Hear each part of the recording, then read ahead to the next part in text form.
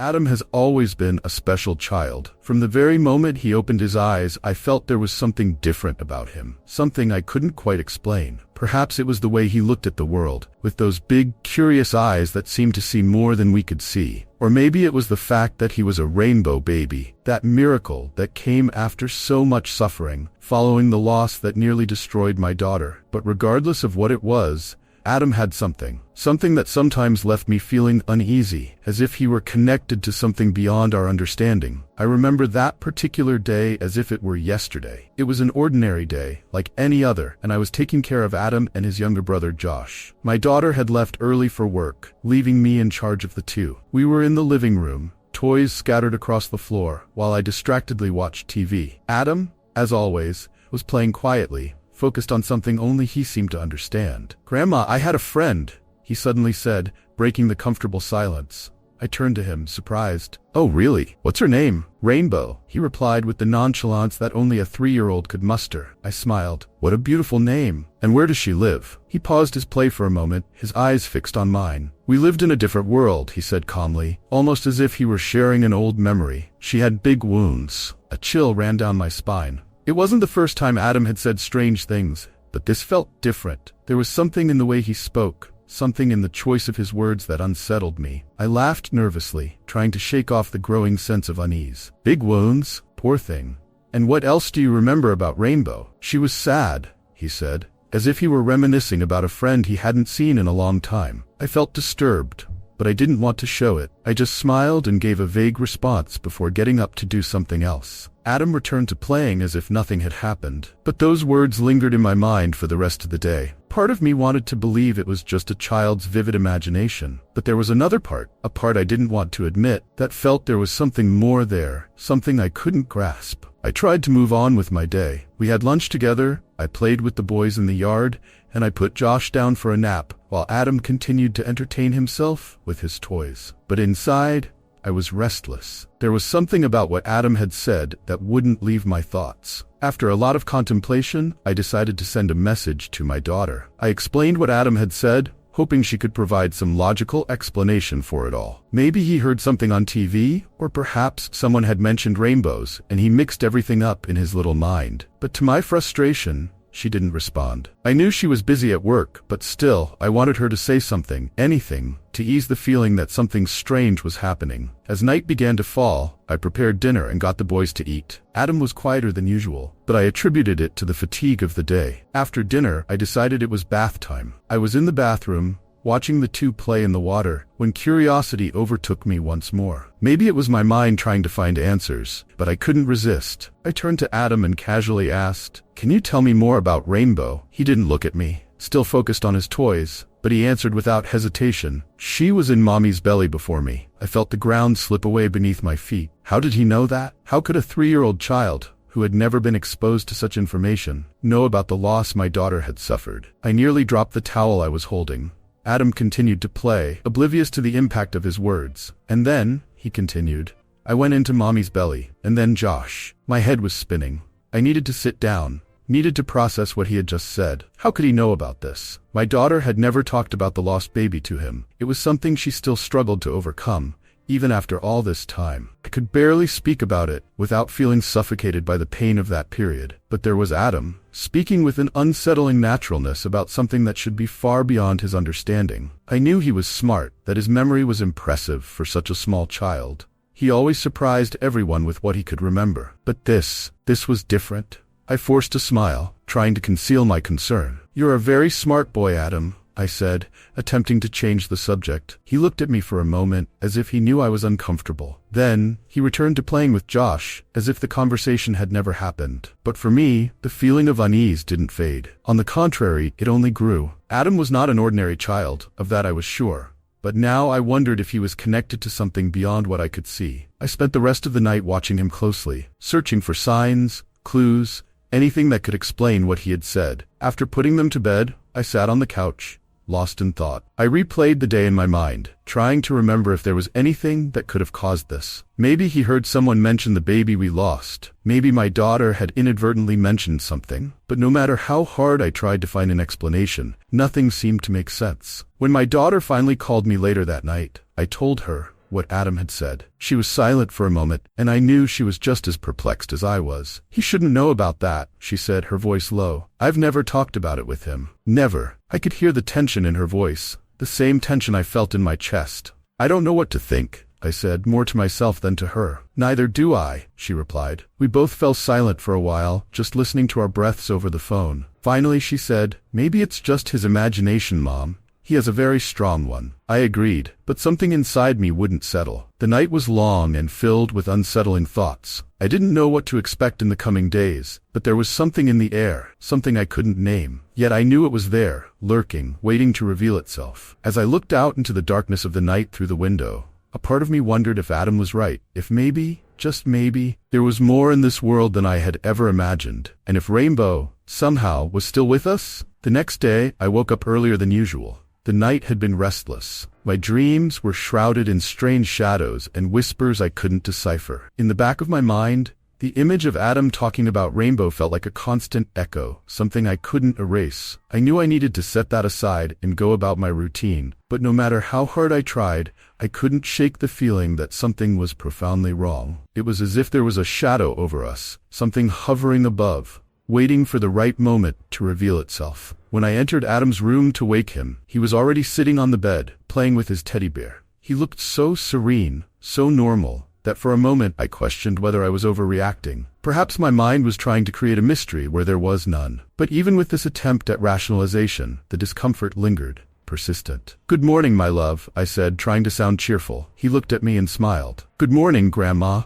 he replied, as if what he had said the day before bore no weight. It was a new day for him, but for me, his words still echoed. I tried to focus on our usual tasks, preparing breakfast, tidying up the house, taking care of Josh. But throughout the day, my mind drifted back to those strange conversations. I needed to understand more. Something inside me told me I couldn't let this pass without investigation. So, when the right moment came, when Adam and I were alone in the living room, with Josh napping, I summoned my courage and asked again. "Adam," I began, trying to keep my voice light, "can you tell me more about Rainbow?" He was focused on his puzzle on the floor, his small hands moving the pieces with the precision of someone much older. For a moment, I thought he wouldn't respond. But then, he lifted his eyes, looking at me with an unusual seriousness for a child his age. "She was in Mommy's belly before me," he calmly repeated, as if it were the most normal thing in the world. I took a deep breath, trying to maintain my composure. "And what happened to her?" Adam hesitated. He furrowed his brow as if trying to remember something, but after a few seconds he simply shook his head. "She got sad,"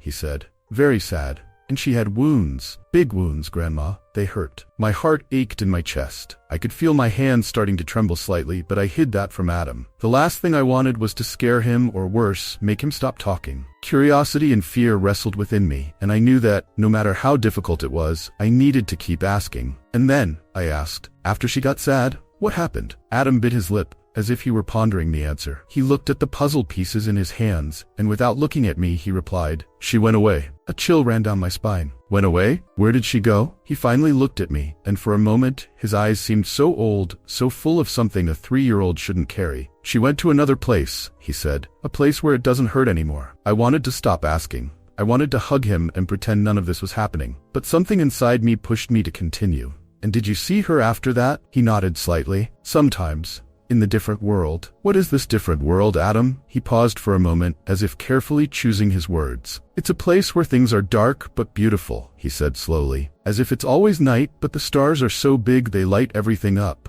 And there are flowers that shine. But it's very quiet." The description sent shivers down my spine. This wasn't the kind of thing a 3-year-old would invent. I wanted to believe it was just his imagination, but something in the tone of his voice, in the way he described that world, felt so real. As if he had been there. As if he had seen it all with his own eyes. "And Rainbow?" I continued. "Is she there now?" Adam nodded again. "Yes," he said. "But she's not sad now. She's waiting." I didn't know what to say after that. There were so many questions I wanted to ask, but each one felt heavier than the last. And at the same time, I didn't want to overwhelm him. It was too much for a child so small to bear this burden, if it was even a burden for him. Perhaps for Adam, this was just a normal part of life, something he accepted with the naturalness that only children have. But for me, it was terrifying. In the days that followed, Adam continued to talk about Rainbow sporadically. It was never something he brought up on his own. I had to ask. and even then he seemed to choose carefully what he wanted to share. Sometimes he spoke as if he were telling a story he had heard somewhere, something distant and unreal. Other times he spoke with a certainty and clarity that sent chills down my spine. I began to notice small details around us, things I would have previously ignored, but that now made me uneasy. Objects out of place, strange noises at night, shadows that seemed to move in ways they shouldn't. Of course, I knew it was probably just my imagination, fueled by Adam's words, but I couldn't help it. Something was changing. There was a feeling that the veil between our world and this different world was becoming thinner. One afternoon, we were all in the backyard. Adam was playing with Josh near the big tree in the corner of the garden. I watched them from the porch, trying to distract myself with a book, but my thoughts were still caught up in the recent conversations. It was then that I heard Adam calling my name. "Grandma, come see this!" he shouted, with the excitement of any child who had just discovered something new. I stood up and walked over to where he was. When I arrived, he was standing still, looking down at the ground with an expression of pure curiosity. "Look," he said, pointing to a small depression in the earth. It was a strange mark, as if something heavy had been placed there. It wasn't big, but it was distinct, and definitely hadn't been there before. I crouched down to take a closer look, but I couldn't understand what could have caused it. "How did this get here?" I asked, more to myself than to him. Adam shrugged. "I think it was Rainbow," he said casually, as if it were obvious. I straightened up and looked at him, trying to hide my growing unease. "Why do you think that?" He gave a small smile. "She came to see me last night. She was here." I tried to maintain a neutral expression, but inside I was in a panic. "What do you mean by that?" "She was here," he repeated, as if there was nothing more to explain. "She said she wanted to see me." I didn't know what to do with that information. Adam was calm, as if what he was saying was completely normal. But for me, it was all too disturbing. I had no idea what was happening, or how to deal with it. That night, I decided I needed to talk to my daughter again. I waited until the boys were asleep and picked up the phone, my hands trembling as I dialed the number. When my daughter answered, I could hear the fatigue in her voice. I hesitated for a moment, trying to find the right words. Finally, I told her about my recent conversations with Adam, about the things he was saying, about the different world, and about Rainbow. She was silent for a while. I could hear her breathing on the other end of the line, slow and heavy. "Mom," she finally said, Do you think he is making this up? Or do you think there's something more?" I didn't know how to respond. I wanted to believe it was just a child's imagination. I wanted to believe Adam was spinning a tale that he would soon forget. But deep down, something told me there was more to it. Something I wasn't prepared to face. "I don't know," I said, my voice low and trembling. "I really don't know." My daughter sighed. "Maybe we should talk to someone," she suggested. "Someone who can help us understand what's going on." I agreed, but deep down, I wasn't sure I wanted to know the answer. The following days passed like a heavy fog, each hour dragging on with a tension I couldn't shake off. Each time Adam mentioned Rainbow, something inside me tightened, as if there were an invisible cord around my chest, growing tighter with every new detail. I tried to keep things normal, especially for Josh's sake, but the truth was I was feeling more and more powerless. This was uncharted territory for me, a place where I didn't know how to guide my grandsons, and where I felt lost myself. Concerned about Adam's stories, my daughter decided it might be best for him to spend some time with a child psychologist, someone who could help understand what was happening in his bright little mind. I agreed, but at the same time, a part of me felt strange about the idea. Could all of this really just be a child's imagination? Or was there something deeper, something that a professional might not be able to explain with a simple assessment? While we awaited the psychologist's appointment, Adam continued to talk about Rainbow from time to time, almost always casually, as if she were just another part of his daily life. I tried to ask questions without sounding alarmed, but the more I sought answers, the more the feeling of strangeness grew. It was a Saturday morning when the most inexplicable thing happened.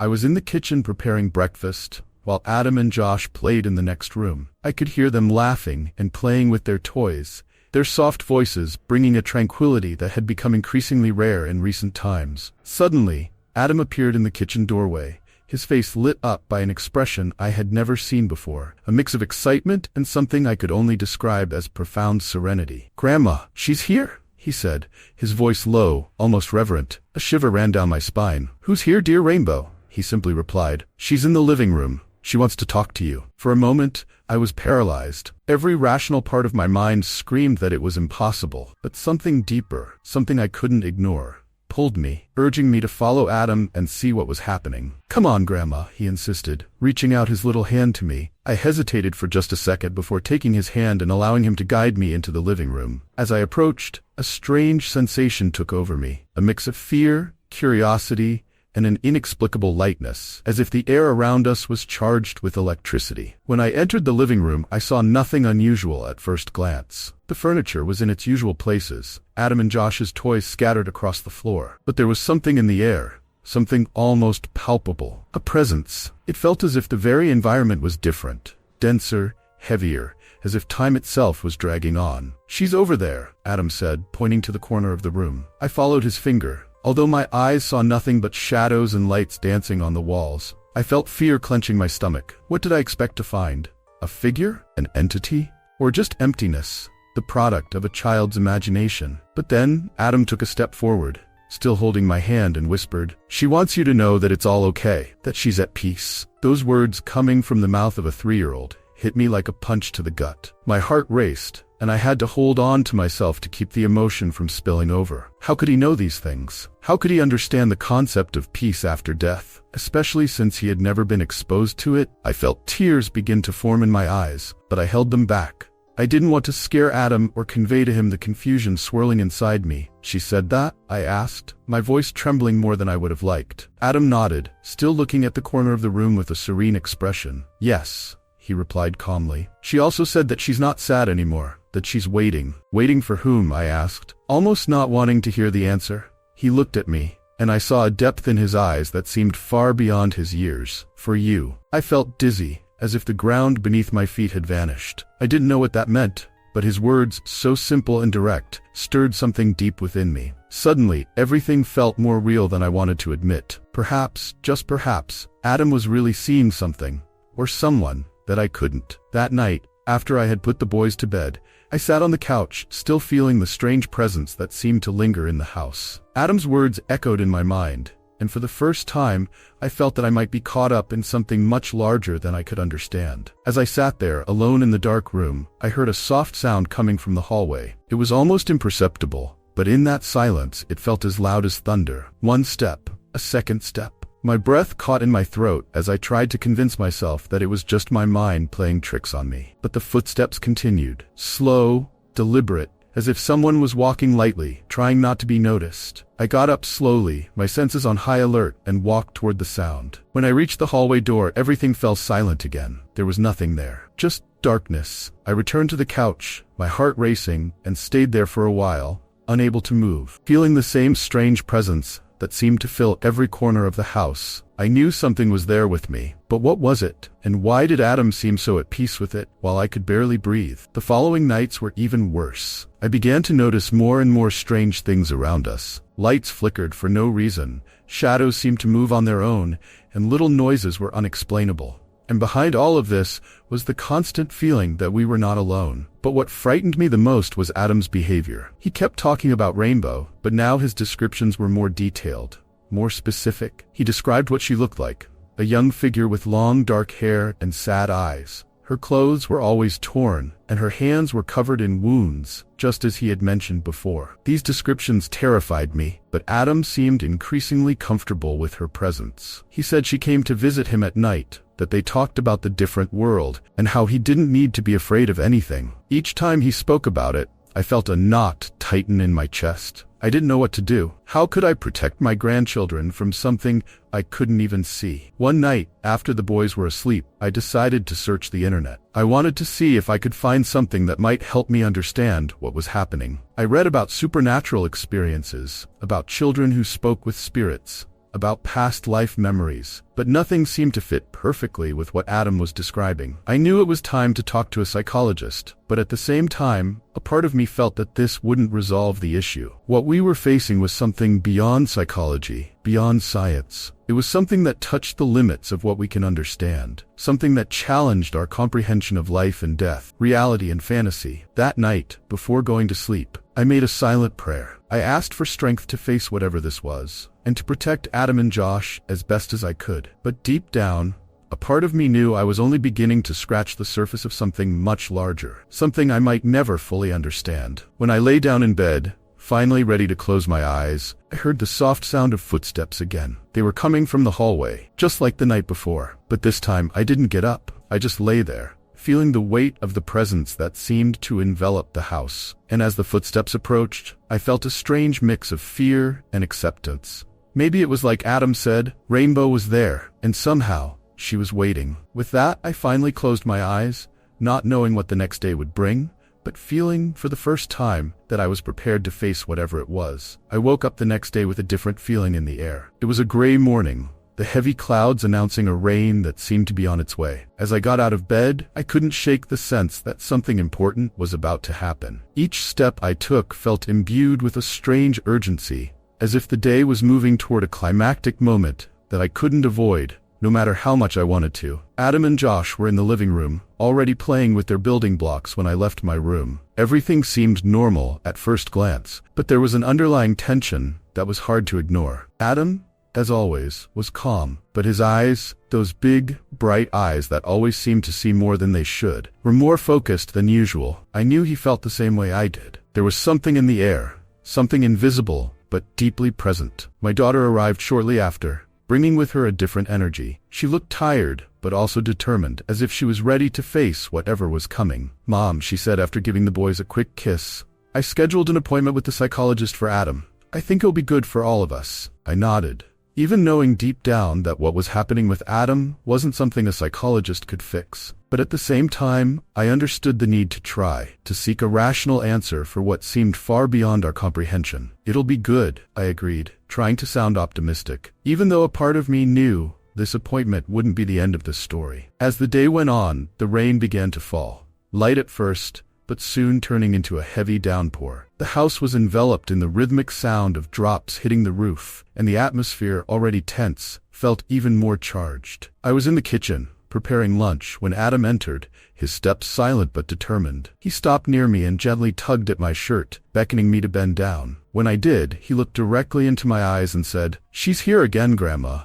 She wants you to come see." I felt the blood run cold in my veins. I glanced out the window, watching the rain curtains outside and the sound of the wind howling through the trees. Something in me resisted the idea of following Adam, but at the same time, I knew I couldn't ignore what he was saying. The moment had come to face whatever this was, once and for all. "Okay," I said, trying to keep my voice steady. "Show me." He took my hand with the same calmness as always and guided me to the living room. When we entered, the light seemed strangely dimmer, as if the shadows were thicker, deeper than they should have been. Josh was in the corner, engrossed in his toys, but Adam led me to the center of the room and stopped, staring at a point in the void. "She's here," he said softly. "Right there." I looked, but I could see nothing beyond the shadows dancing on the walls, cast by the dim lights and the reflection of the rain outside. The silence in the room was oppressive, almost suffocating. Everything inside me screamed to get out of there, to grab Adam and Josh and flee to a safe place, but I knew I couldn't. "Not now. She wants to talk to you," Adam repeated,